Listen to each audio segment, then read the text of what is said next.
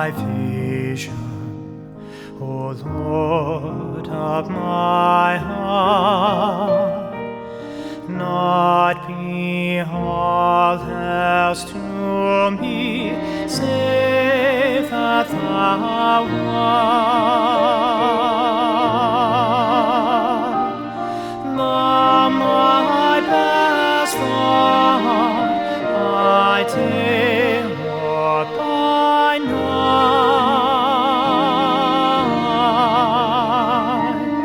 waking or sleeping, thy presence my life.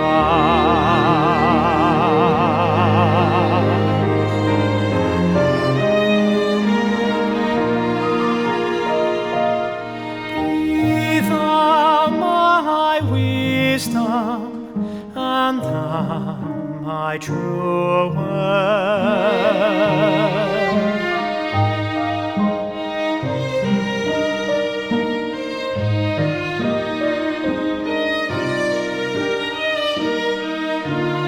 I ever with thee, and thou with me, Lord. Thou my soul shelter, and thou my high tower. Praise thou me heavenward, O God of my God.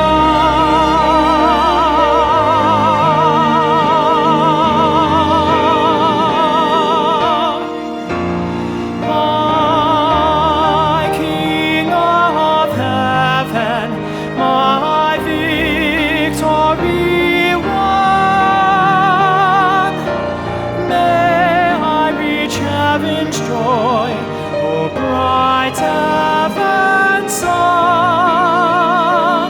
Heart of my own heart, whatever befall,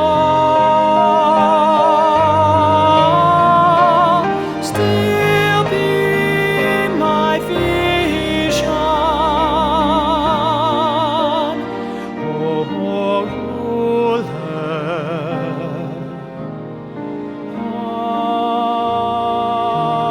of all.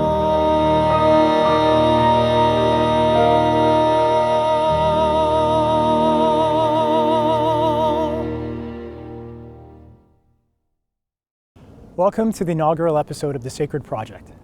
My name is Jonathan Michael, and I'm a graduate of St. Michael's Choir School in downtown Toronto. I'm also a crossover singer and a cantor at various churches throughout the Greater Toronto Area. The Sacred Project is a unique show that takes you inside Toronto's Roman Catholic parishes. I will bring you enlightening interviews with devoted ministers who will be sharing their wisdoms and insights while filling the air with enchanted sounds of sacred songs. The Sacred Project is a celebration of faith, music, and community that will inspire and unite us all. On today's episode, I'll be speaking with Monsignor Pat O'Day of St. Edward the Confessor Parish, located at 75 Churchill Avenue in North York, Ontario. This parish has been my musical home since 2019, as I've had the absolute joy of being part of its music ministry. Thank you for being my inaugural guest on the Sacred Project. My pleasure. You've had a incredible 41-year journey as a priest, and taken on various roles, not inclusive, to being a vocations director, spiritual advisor for the Catholic Women's League, youth director. But now let's dive into the personal side of Monsignor Pat O'Day, if you don't mind. And I was just wondering if you wouldn't mind sharing, what were your formative years like with your family? Okay, wow. I'm not too old enough to remember that.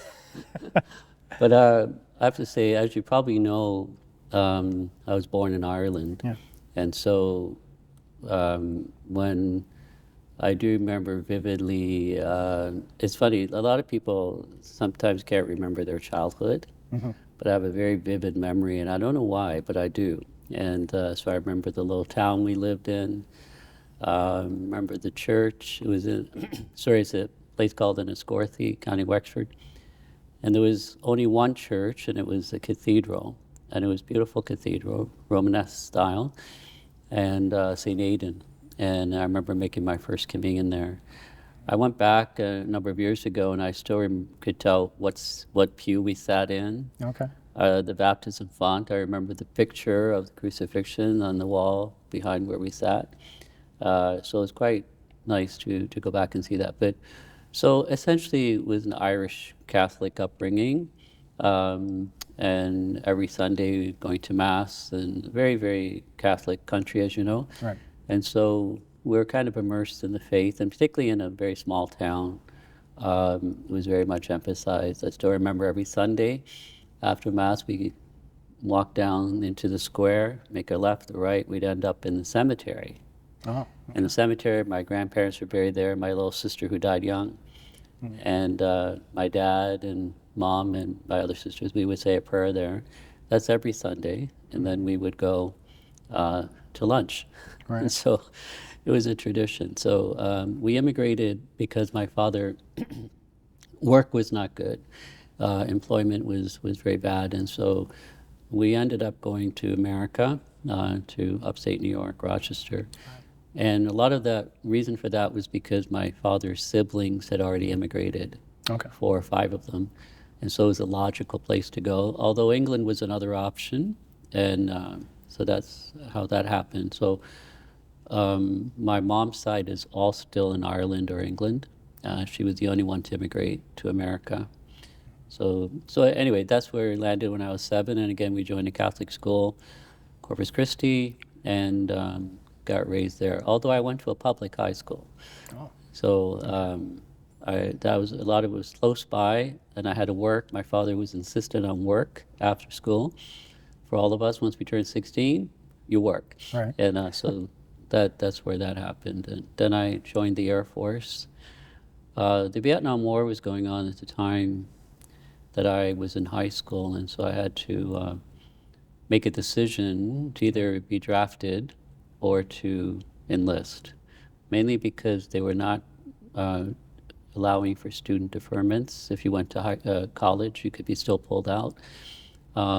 So I enlisted, and I went into the U.S. Air Force for 4 years. Huh. Yeah, so it was during that time that, I was also considering what to do with my life, Right. and things like that, so. So that's a very interesting story about enlisting in the Air Force. Just wondering, so what led you to become a Roman Catholic priest? And was this one of the experiences that maybe influenced your decision? Well, interestingly, when I was in grade school and high school, I was very influenced by a number of priests in our parish at Corpus Christi. They were very happy priests, good priests, and I had discerned, like any Catholic, most Catholic young boys, they often invited you to consider priesthood, so. But I didn't feel ready for it because I also considered marriage and possibly another vocation. So, it was there, but it wasn't strong, and so I felt it's interesting because I could have got out of going into the service by going into the seminary, Right. because if you're a seminarian, you can't be drafted, and so I didn't want to go just to go. To avoid, but rather to make it a good decision. So, but it was when I went into the Air Force that I began to think, it's really interesting because I kept thinking, I'm 19 years old, I'm in the Air Force, I could die. Right. I could die in war.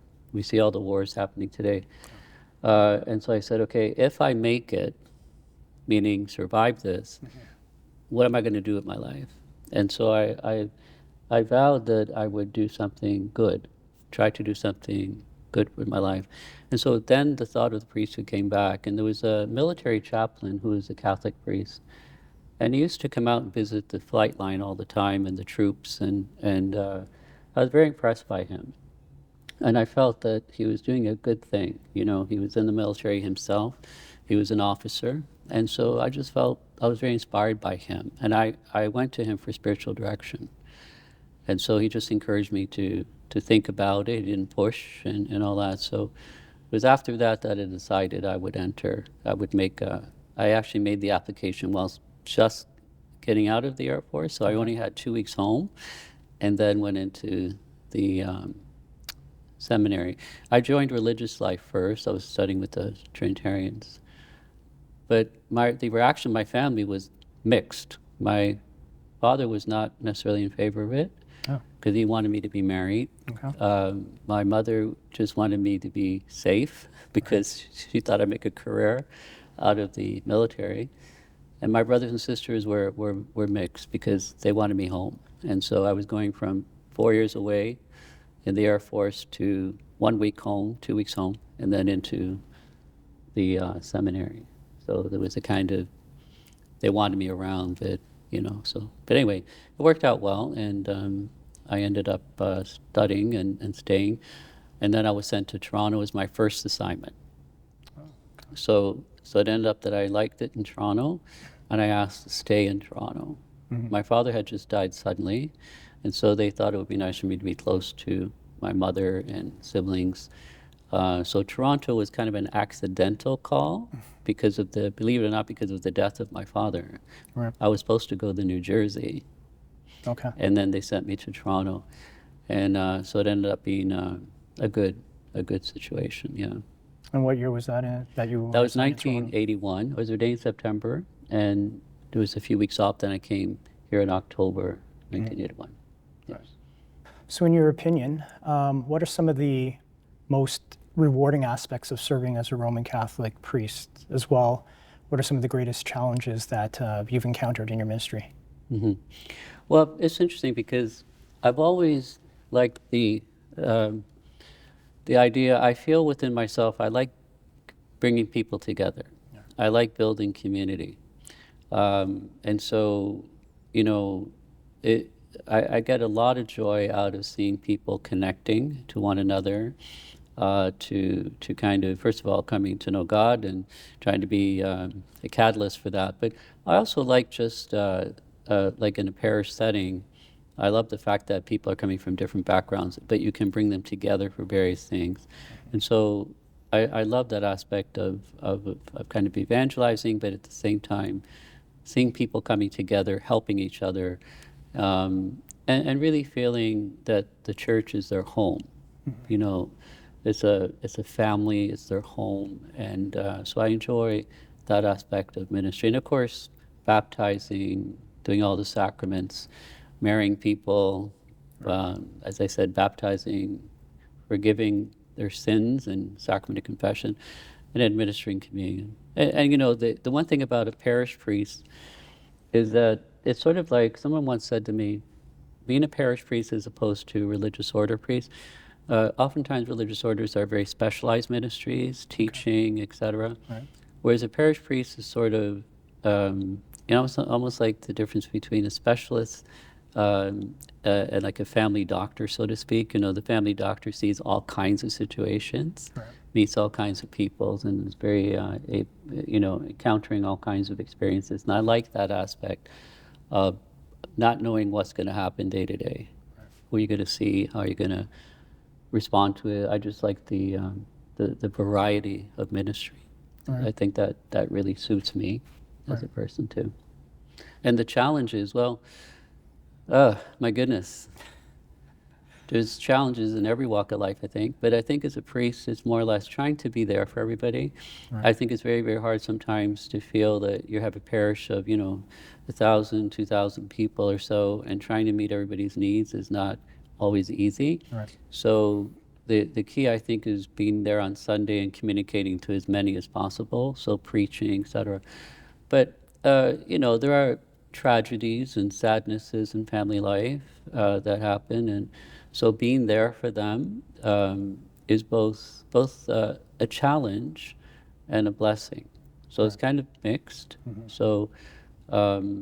So you're dealing with I would say that a challenge can be met, right, and I think that if you meet the challenge with joy and peace and just attentiveness to a situation, I think hopefully it'll help you not to get through it, but to kind of deal with it in a very proper way, So, yeah, there are many challenges, but a lot of it has to do with the demand of the ministry. Right. Yeah.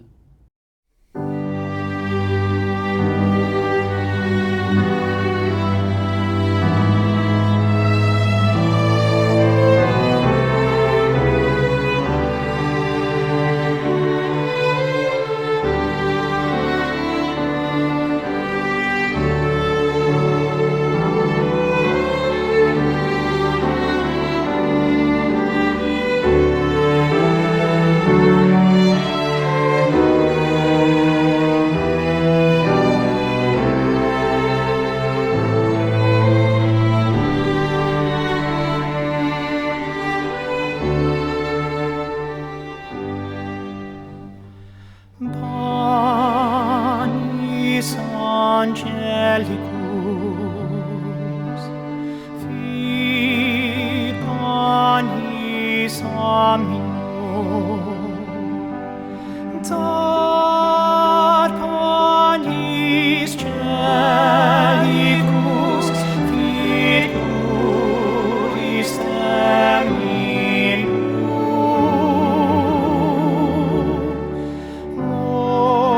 Mores mirabilis, non tucat aminum,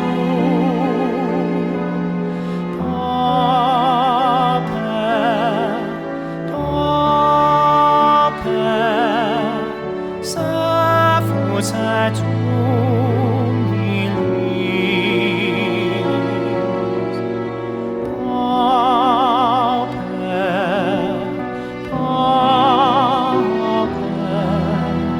Sephus et humilis.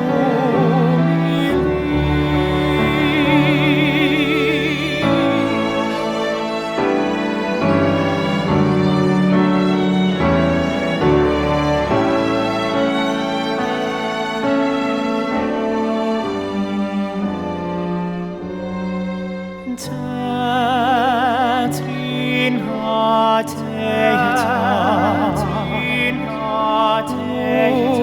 unaque passion, sinos tu visitas, sic vite qualimus,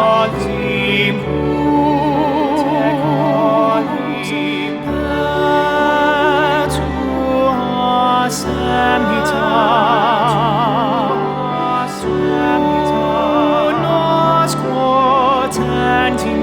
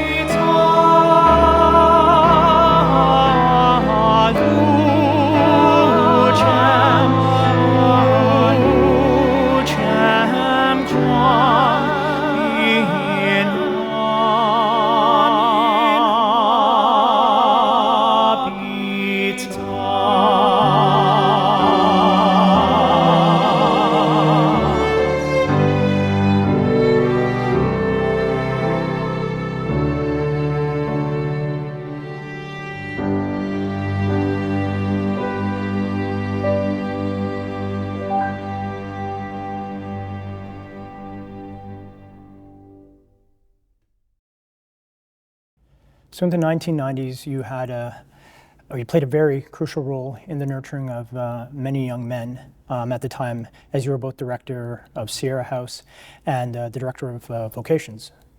Could you tell us more about your initiative, such as the Call by Name program and the impact it had on promoting vocations and guiding men through their discernment process? Okay, yeah.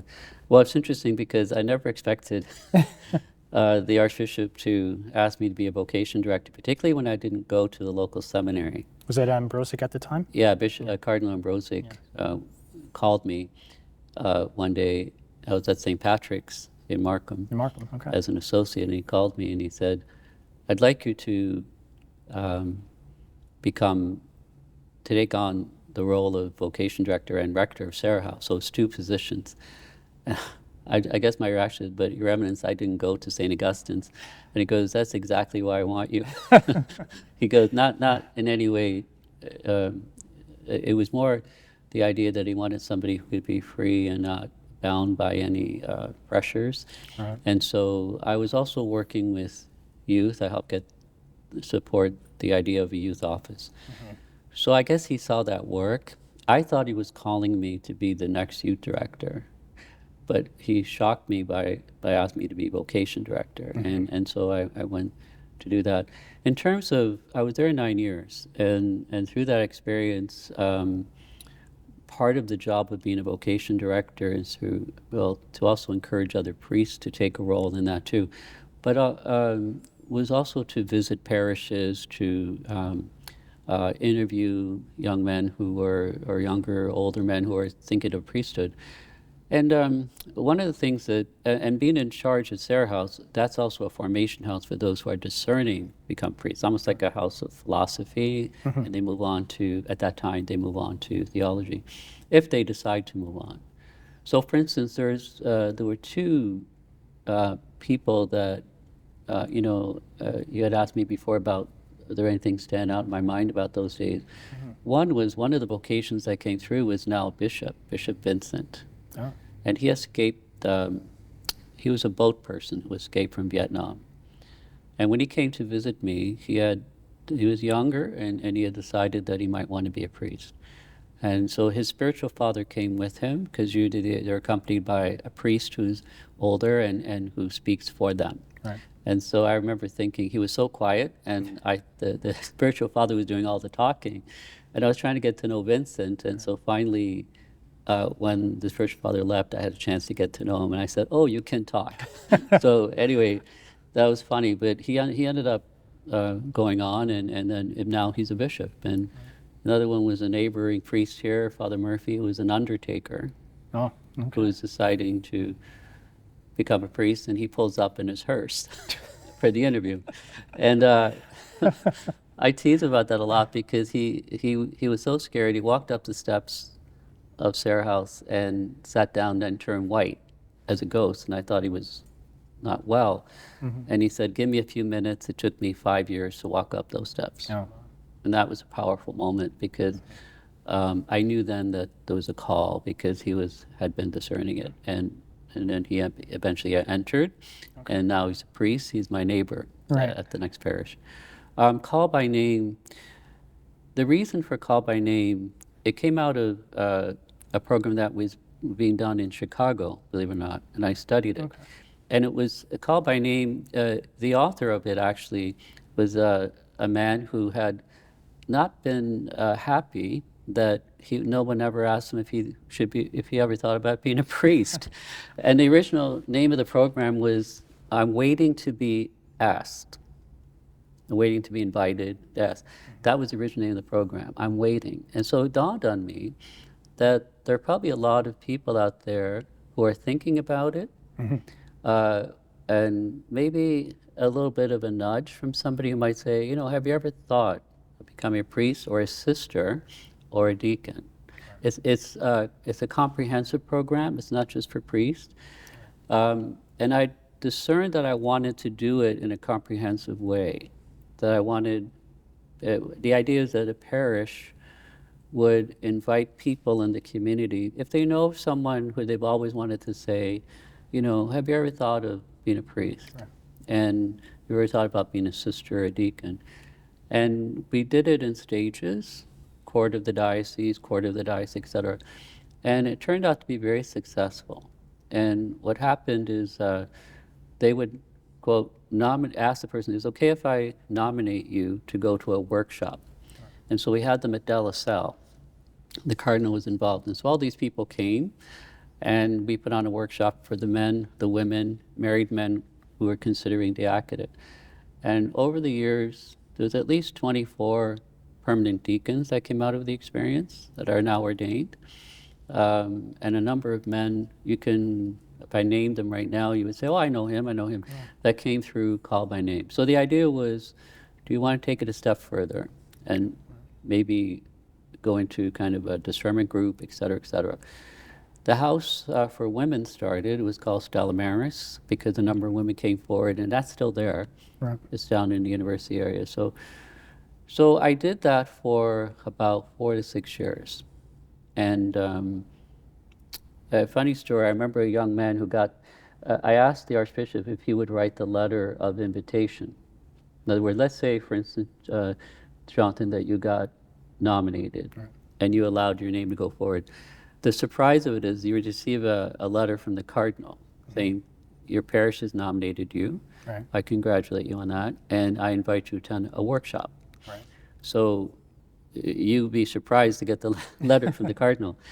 And so there's one young man, he was attending Christmas midnight mass, and he had received the letter. He put it in his pocket, but he didn't open it. And he went to midnight mass with his girlfriend, right? And so during the mass, he actually said, oh, I forgot to open this letter. And so it said, have you, it's from the Cardinal saying, you've been nominated by your parish to consider the possibility of priesthood. And of course he said, his girlfriend turned over, she goes, what are you reading? And so, what are you reading? And so he said, oh, it's just a letter from the Cardinal inviting me to a workshop. He couldn't bring himself to say the rest. Now, it wasn't a very serious, I shouldn't say serious relationship, it was just preliminary dating. Right. But at least, but he had to think about it. But he wasn't nominated once, he was nominated 5 times by people, and that's pretty strong. And he later became a priest. Oh, okay. Yeah, so that's just one of the ways. So Call by Name was a very, I think, very important program. Yeah. The next vocation director did it as well. And it's sort of like World Youth Day, when the Holy Father, at the end of every World Youth Day, it's like an altar call. Right. He doesn't bring people up, but he asks people, if you're thinking about a vocation to religious life, priesthood, please pray about it and think about it. And a number of vocations have also come out of World Youth Days. Can you share some memorable experiences or stories about individuals that you've guided along their vocational journeys?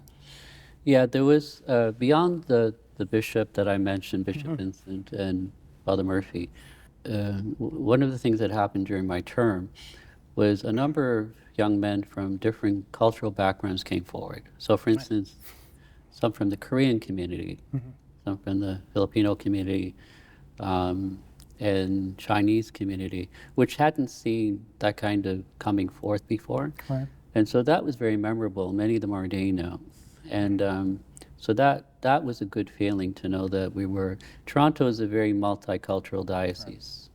And so it's wonderful to see that the different cultures were beginning to get represented, East Indian community, et cetera. So that was important. And yeah, and I think going back to Call by Name, it was just important to kind of see the fruit of that. And my last moment as vocation director was actually when I went to Newman Center. And at Newman, there were a couple of people on team, and one of them was discerning the priesthood. And so I was able to encourage him to go to Sarah House and to try it out, and he stayed. And it's funny because one of the future vocation directors was a young man, his name is Hansu Park, who became vocation director himself. So he was the first product of Sarah House that came back in order to become the rector of Sarah House. Wow. And I thought that was very interesting. I remember knocking on the door one day and saying, you used to be on this side of the door, and I let you in. So I have a young man that I'd like to invite you to meet.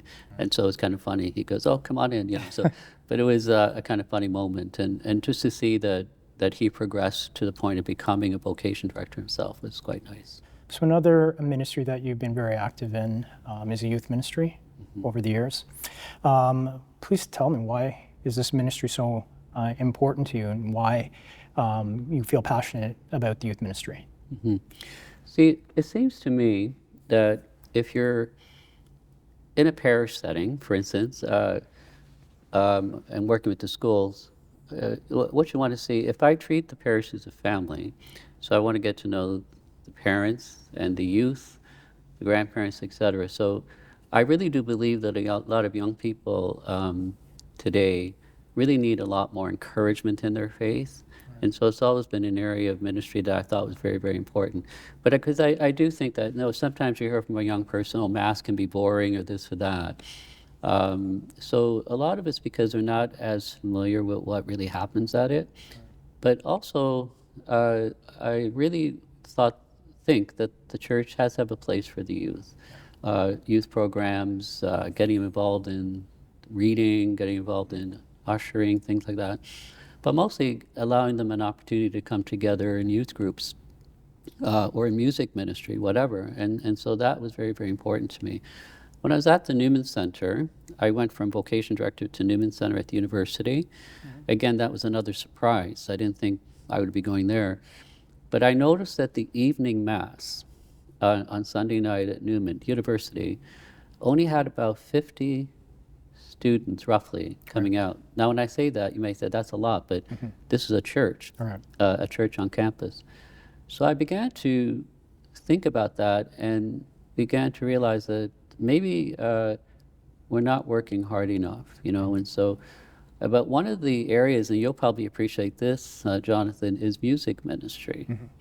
The young people, particularly university level, music can speak to them.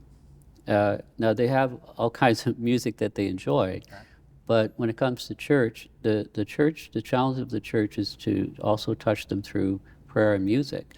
And so I hired somebody who actually asked me, it was following World Youth Day here in Toronto. And a lot of music at World Youth Day was contemporary, was praise and worship, etc. Right. So I saw how that kind of spoke to the young people. And so we formed a choir at the Newman Center that was, that essentially had praise and worship music. It spoke to, and we worked very hard to promote that. And as soon as about within 6 months, especially with World Youth Day happening, after that, the church was filled. It was full with young people coming out every Sunday night, and then connecting them to events at the center itself.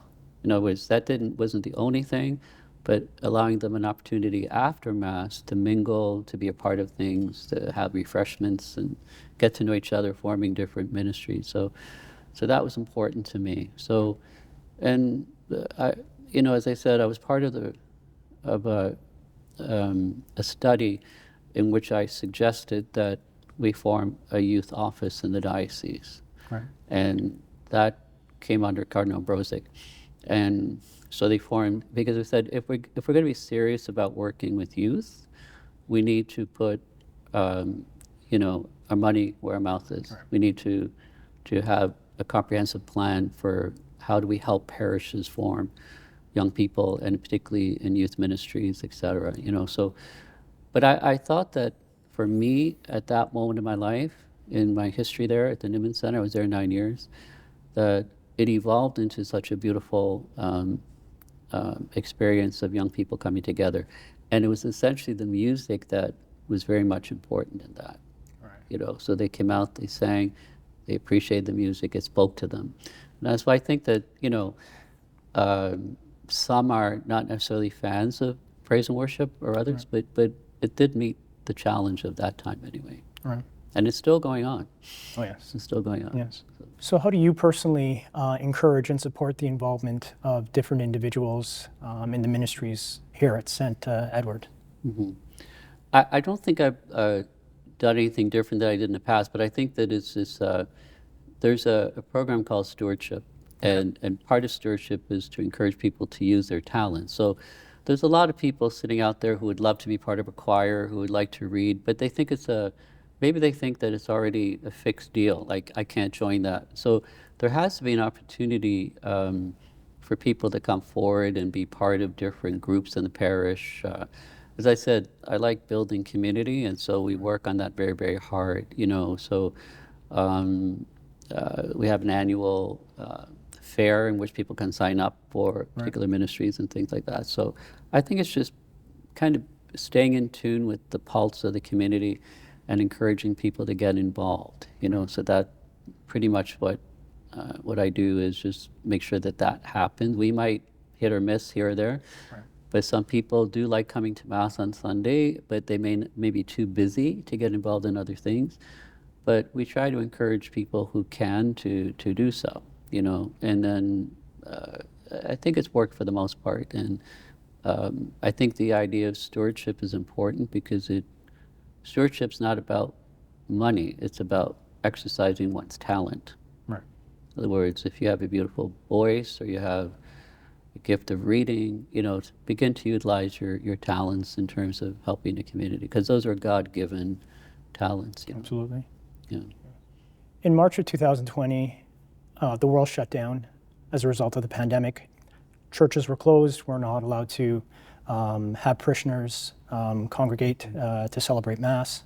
Looking ahead in the future, how do you see the role of the church evolving after experiencing the pandemic? Okay. Firstly, the March 2020 kind of bummed me out because of St. Patrick's Day. And that's my name, and I was supposed to preach at the cathedral. Yes. And we had a St. Patrick's dance all lined up, and then kaboom. I'm trying to be a bit humorous, but on that point, but it wasn't a funny time at all. It really, I don't think people knew what to expect. Is this going to last 2 weeks, 3 weeks, a month? Like, I think going into it, that was my memory is, oh, there's a virus going around, and it's very serious, and maybe it's like the flu, maybe it'll make its way in and out. So I think all that uncertainty was very frightening. Right. It was also more frightening to know that people were literally became, victims of not being able to do anything, like just you're quarantined to your house kind of thing. And so it's quite frightening. I mean, that was the one thing that struck me is that what's happening, so, but as we made it, as churches, quote, shut down, there was a real there was a lot of things happening. There was a bit of backlash. Why do we have to shut down? As we know, a lot of issues around that in society too. Why do we close this and not this, etc.? So the challenge was, how do we still reach people? If they're in their homes, what's the challenge of the church? And so the challenge of the church was to find ways in which we could do phone contacts with them, see how people were doing, seeing if, like the Knights of Columbus and other groups who could still kind of maneuver in and out safely, would make sure people got groceries, things like that. But a real key was discovering live stream. Right. Live stream. A lot of parishes never had live stream. And so the live stream idea came because we were encouraged to celebrate Mass each and every day for the people, but the people couldn't see us. Right. So at first we started recording and sending it out on flock notes, etc. But then we came up with the idea of the live stream, which is here in this church. We live stream every single liturgy, funerals, weddings, everything. And so all of a sudden people could connect. And so that was a way of kind of staying close. I mean, a Catholic could look at the Mass from the Vatican on their computers, or Mass from wherever overseas, but they wanted to see their own church. And so we decided we would do that. In fact, we got cameras from New Zealand. That we have a good technician in our parish who was able to help us put it in. So therefore, we're able to then live stream into people's living rooms and stuff, and they could connect with us. And that was very, very how we reached out. And it was very important because as COVID started, I won't say subsiding, but as things got better, people felt so connected that they felt they could come back safely. Like, for instance, if you recall, there were times that only 5 people were allowed for a service, 5. So if I had a wedding, the bride, the groom, 2 witnesses, but no parents. Right. You know, so because I'm the fifth. And I had a few of those weddings because these people, these couples wanted to be married. And they made that sacrifice. But we're able to live stream the wedding to their families. Right. You know, be it here or in South America or wherever. So we had to come up with a lot of different ways of tackling it. Have we lost people to it? Because, I mean, have people folk come back? I would say it's probably, if anything, 70%, 80% maybe. Okay. There's always going to be people who cannot get out anyway because of illness or Right. something else. But I do think that like anywhere, I think it's suffered a bit. So I do think the challenge of the church is to continue reaching out to people. You know, I do see an uptick. I do see, but in our church, for instance, because we had that connection, and we're able to write to them, talk to them, everything else, that kept the life flow, you know. Yet we're still doing live streaming because there are still people who are not as well. Right. And I made the decision that we would keep the live stream going for those who couldn't come out. So that's the way we stayed connected. In terms of the future, I think time will tell. But I do think that one of the things that I think you can probably appreciate, people missed coming. Yes. They missed going to see their relatives. They missed a lot of things. They missed this interpersonal relationships. And that doesn't go just for the church. It goes for amongst relatives and friends. People really hated the idea of not having that personal contact. Absolutely. They can talk on the phone, they can, you know, et cetera, but not having contact with people, I think, really hurt them. And they really wanted to get back to normal, so to speak, and to see people again, which talks about the human condition. We need each other. Yes. You know, we need to be with each other and develop that. I do think that students in schools, even after when they were doing the online courses and stuff, I think they're starting to see that a lot of young students, I don't know all the studies yet, but they're starting to see some social interaction issues because they've been deprived of seeing each other for a long time. Right. The schools will tell you that there's been some issues around them getting just normal again, like because they've been online so long that they have some of them have developed certain social anxieties, you know. So, Yes, so that's an issue sure. too. But anyway, Yeah. long story short is it's been challenged, but hopefully we met it as best we could. One of the things I had suggested to when I was on the Council of Priests, the bishop, the Cardinal Collins, one of the most beautiful things he did during COVID was to be the voice of the diocese by celebrating Mass every single day at the cathedral. Yes. Remember that? He didn't miss a beat. And so he became, because one of the things as shepherd of the diocese, he celebrated Mass at the cathedral. And so it became very popular. People would tune in to his daily Mass. And I think then he could comfort people, could encourage prayer. And I think that was a cohesiveness that kept a lot of the Catholic community together. Yeah. And so I think he deserves a lot of credit in not being able to get out there, but being able to get out there in a different way. Yes. You know?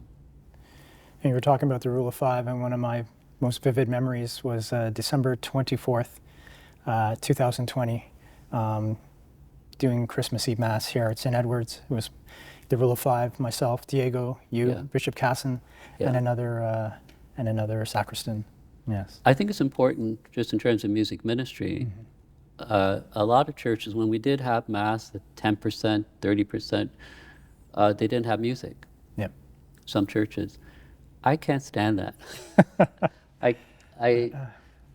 To me, it's a bit flat. And, you know, I just think music uplifts the spirit.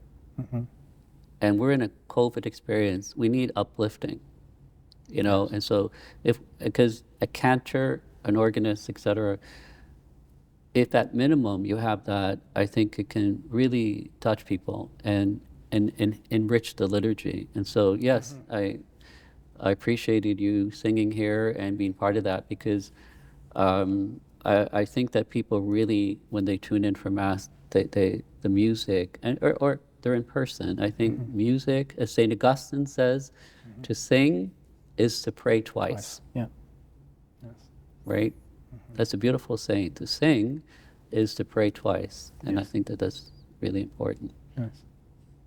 Since we're on the topic of music ministries, tell us a little bit here about the music ministry at St. Edward, the Confessor. Yeah. One of the things that during the COVID experience, unfortunately, was that the choirs couldn't become, the choirs had to disband because they were too close together and singing and maybe, unfortunately, passing something on. Yes. So we decided to go with cantor pianist, which is where it is today. I'd like to move back into maybe forming a choir again for at least one of the masses, but I think that I don't know if you find this, but each mass is very different. Yeah. The vigil mass, the early morning mass, people are still waking up. Right. The children's liturgy mass, mass. So you have to kind of fine tune what kind of music would work best at this mass, what kind of liturgical music would work best. And so that's always a bit of a challenge, probably still is to a certain degree. But I think all in all, it's important to have music, to have liturgical music. But I also feel that it's important to have kind of the right touch of music at the Mass itself. Right. So there are going to be different music ministers that might be at a children's liturgy versus more an adult community. And then you might have a youth Mass that might have, again, more youthful music, so to speak, music that gears to them, right? Right. So, but I'm very, very, to me, it's a non-starter. As you probably know, during COVID, even if we filmed a Mass with no one else in the parish, we had a musician. Yes.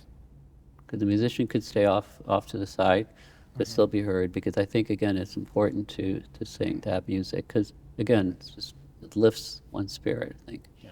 And I think it's not just accidental to a Mass, it's pivotal, because the liturgy is the lifting of one's heart, mind to God, praying, but by having music, it just enhances it so much, So I think, in fact, if we have a Mass without music, it's fine. It depends on, might be early morning or a daily Mass, that's fine. Right. But weekend Mass, when the whole community is there, it's important to encourage them to sing. Yeah, I agree with you completely. Yeah. And on the topic of music and COVID, I remember obviously being shut down at the different churches. Again, with the restrictions that were in place, music was not allowed to take place. But as soon as those restrictions were lifted, I have to say you were the first priest to call me to ask me to come back and sing. And for that, I am truly thankful. Again, it's you definitely put a lot of effort into your music ministry here at the church. I've been here since 2019. It's been a pleasure being part of the music ministry, and I thank you very much for being my inaugural guest on the Sacred project today.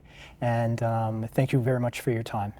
And also, just keep in mind that you have a beautiful voice. Thank you. You have a voice that touches people, and many people comment on that. And I mean, we have many musicians who give up their whole self, but you very much, when you sing, it's like the idea of a vocation. It's not just something we do; it's something we are. Right. And so it's, you are music. And I think that something that gives you great pleasure. Absolutely. And it shows. And so I'm very grateful that you accepted to come. Yes. So thank you. Thank you. Yeah. Monsignor Pat, would you mind giving us a bit of an overview of the church and what makes St. Edward very unique? Okay. It's unique in the fact that it's had 3 incarnations. Firstly, Uh, I'm not sure if you're aware, but I think you are, but this year, 2023, marks 100 years since there was a little mission church called St. Edward's. Um, this area of North York was a lot of mud and everything else. There was only 12 Catholic families living in all this area. Right. Imagine that 100 years ago. And so there was a priest who happened to be named Father Ed Kelly, who is a pastor of a parish north in Richmond Hill and Thornhill. And he used to come to this area to say Mass for those 12 families.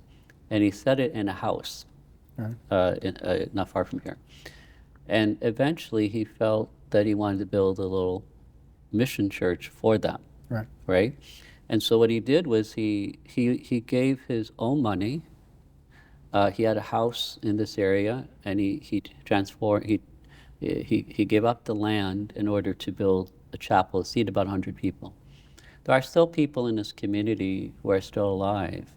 One woman, 97, who was baptized there, and amazing. And so so essentially and then the school, the first school was within the same building.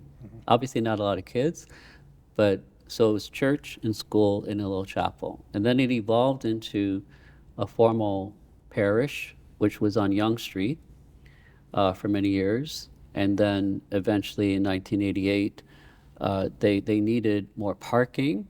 So they sold the church and built a new church here. But they brought with them all the stained glass windows, the baptism font, and many other artifacts that they brought here. One of the unique things about this church is it has all 7 sacraments in stained glass, and a lot of they're all along here. And very few churches have, I don't recall seeing until I came here, the sacrament of the anointing of the sick, like a dying person. And it's this one over here. And it's very beautiful because it depicts one of the 7 sacraments, and you rarely see that in stained glass, and so that's what's unique.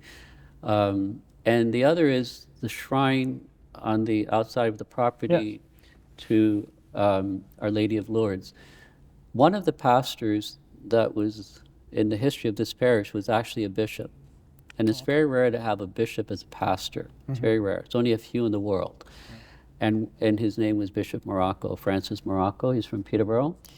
And he was pastor for 10 years, in I believe, 1956 to 66.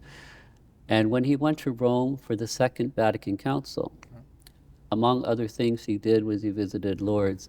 And he carried, imagine this, he went to Lourdes, picked up a rock, and put it in a suitcase and carried it across the ocean. You can't do that anymore.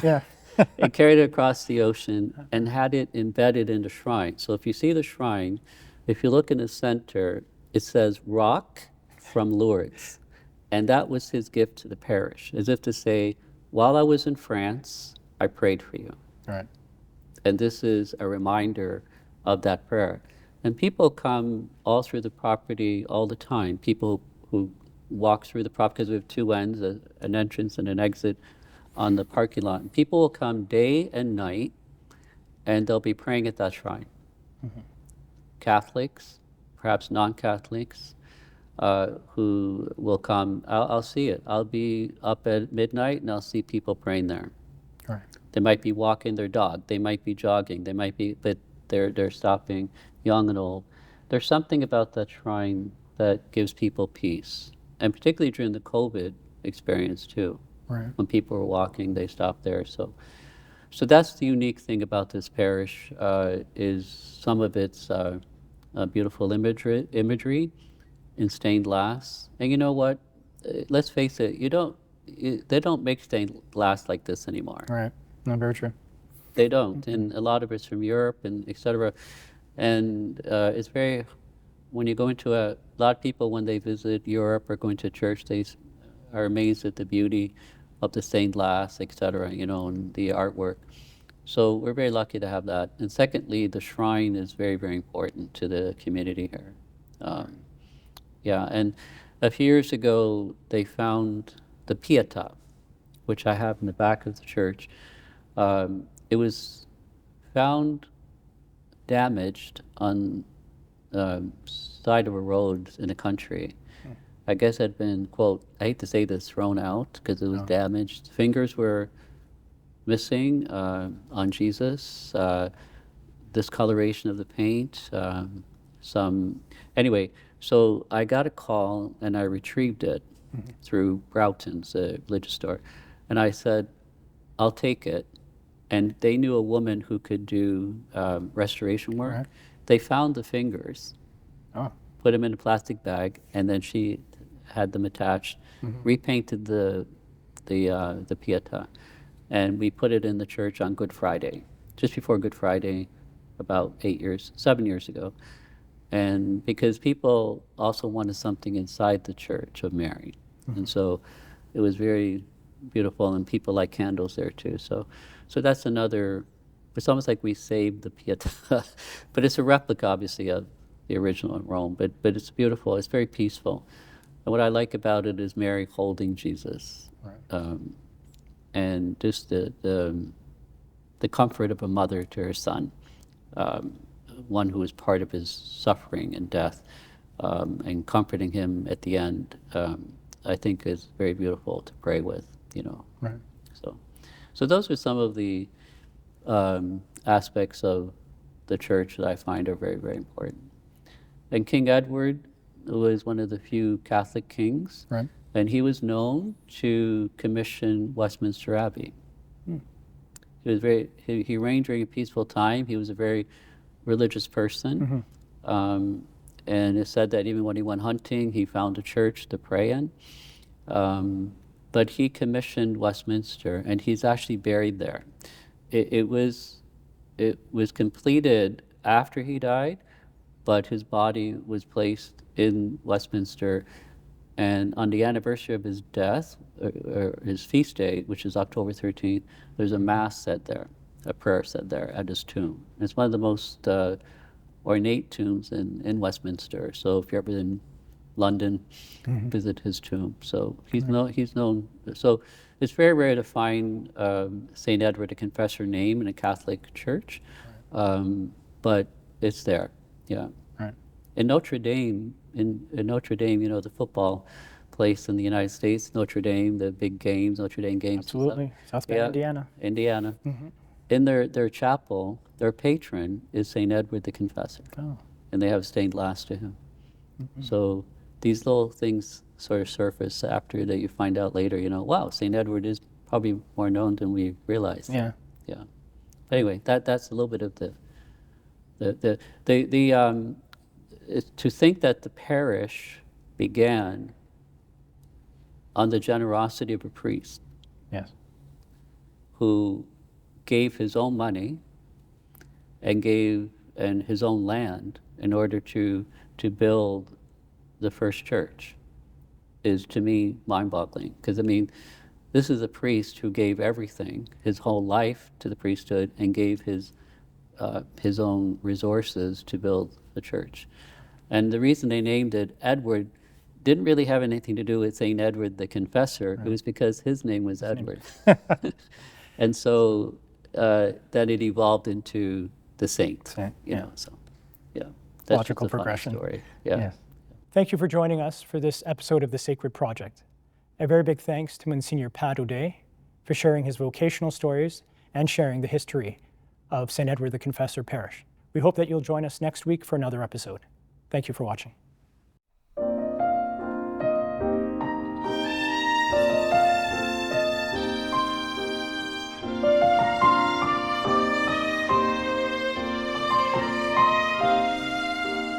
I will come to you in the silence. I will lift you from all your fears. You will hear my voice. I claim you as my choice. Be still and know I am here.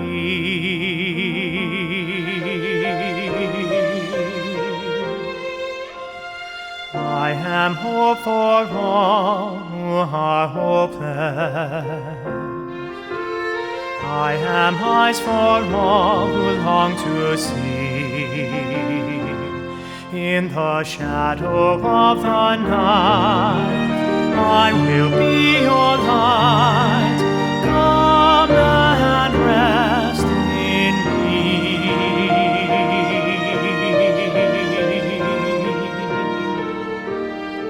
Do not be afraid, I am with you. I have called you each by name. Come and follow me, I will bring you home. I love you and you are mine.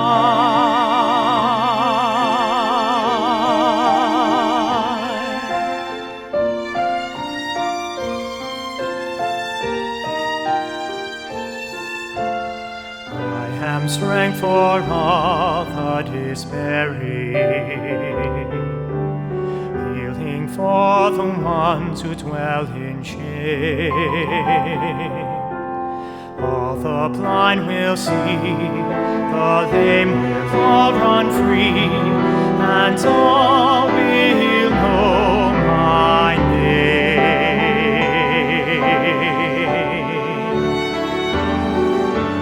Do not be afraid, I am with you. I have called you each by name. Come and follow me, I will bring you home.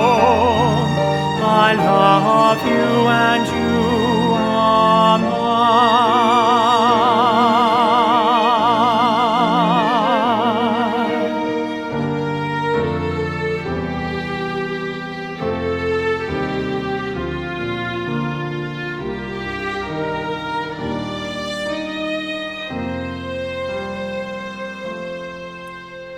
I am the word that leads all to freedom.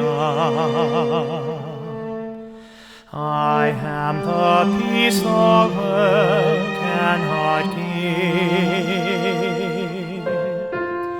I will call your name, embracing all your pain. Stand up, now walk and live.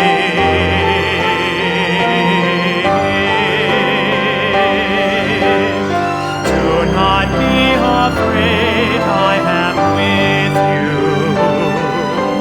I have called you each by name. Come and follow me, I will bring you home.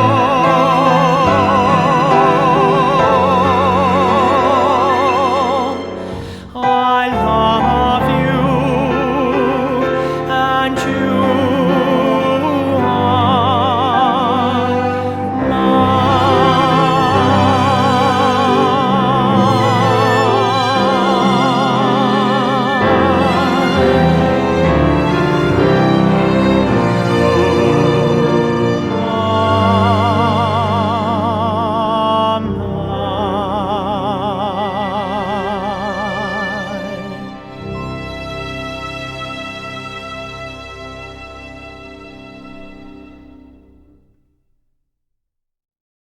Thank you for being part of the Sacred Project journey. Your support means the world.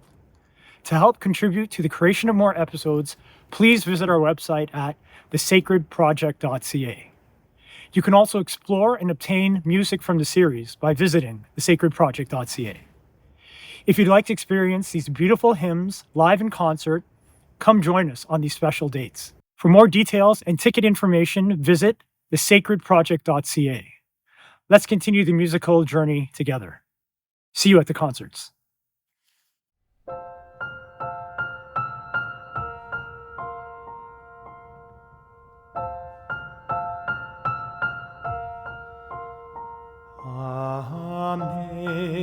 Amazing grace, how sweet the sound that saved a wretch like me.